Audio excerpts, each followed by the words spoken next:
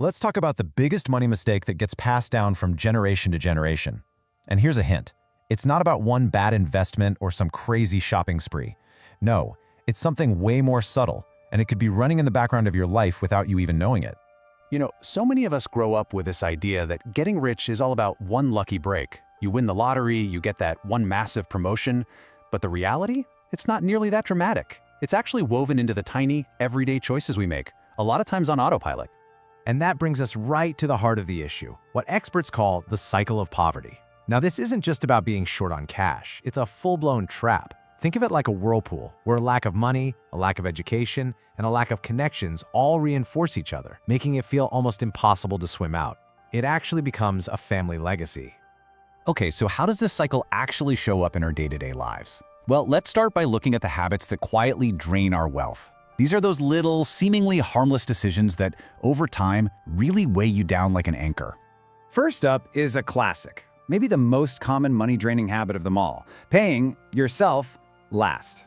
For so many families, this is just the default setting, the way it's always been done.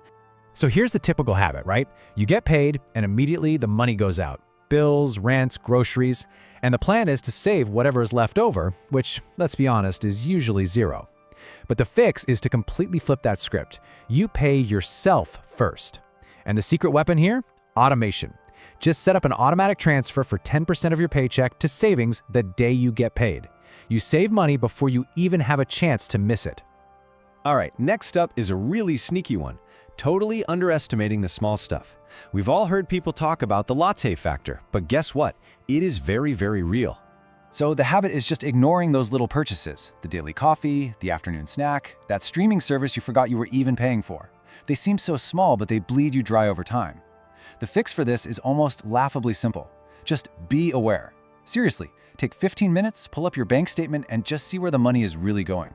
That's often the only nudge you need to start making a change. Okay, this next one isn't just a slow leak. It's an active wealth killer. I'm talking about high-interest debt. This is the point where your money literally starts working against you, not for you. Look, credit cards can be useful, but carrying a balance month to month that's, say, 20 or 25% interest, that turns a tool into a trap. The fix is a really tough but powerful rule. If you can't buy it with cash or debit right now, you can't afford it on credit. Period. Getting rid of that debt is like giving yourself an immediate, guaranteed return on your money. But here's the thing. These habits don't just appear out of thin air. They're actually rooted in something much deeper, our inherited mindset. It's not just about what we do with our money, it's about the why behind it all. This quote from the show Atlanta just hits so hard. Poor people don't have time for investments because poor people are too busy trying not to be poor. Wow. That just perfectly captures the psychology of survival mode. The future feels like a luxury you just can't afford to think about. And when you are living paycheck to paycheck, your entire focus is on right now. How am I going to eat today? How do I keep the lights on this week? This survival mode is a core mindset that gets passed down, and it forces you to make short-term decisions, like taking out a high-interest loan that can have absolutely devastating costs down the road. And listen, this isn't just a feeling. It's a measurable burden on your brain. It's science. Studies have shown that the constant stress of worrying about money literally eats up your mental bandwidth. Researchers found that when people were just asked to think about a financial problem, their performance on cognitive tests dropped significantly. It is a genuine tax on your brain power.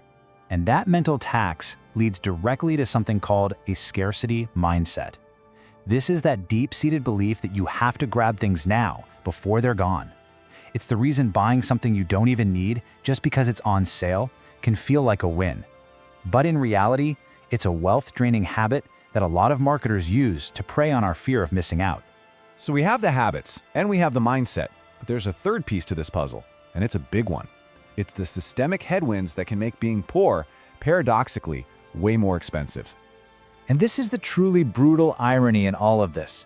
It is literally more expensive to have no money. The system often penalizes you for it, whether it's through massive overdraft fees at the bank or just not being able to afford to buy things in bulk to save money in the long run. I mean, just look at this staggering number, 500%. That's the typical annual interest rate on a payday loan.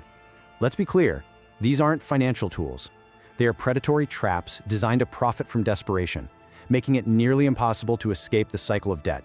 And beyond these predatory products, there are also systemic barriers in place that mean a dollar in one person's pocket just doesn't have the same power as a dollar in another's.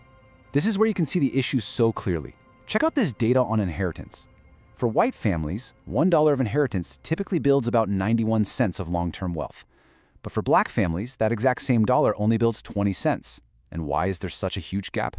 Well, it's because systemic inequalities often mean that inheritance has to go toward paying off existing debts or just covering immediate needs, instead of being invested for the future. Okay, I know we've covered some really heavy stuff, but the good news is understanding the problem is the absolute first step toward finding a solution. So let's switch gears and talk about the most important part. How do we actually break this cycle? This is where you can become the turning point for your family's future. So, what's the game plan? Here's a simple 3-step path to becoming a cycle breaker. First, audit your own mindset.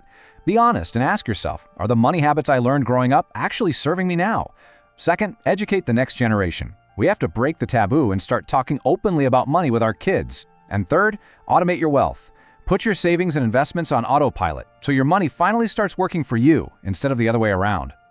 This all leads to a super important principle, captured perfectly in this quote: "Rich people acquire assets. The poor and middle class acquire liabilities that they think are assets."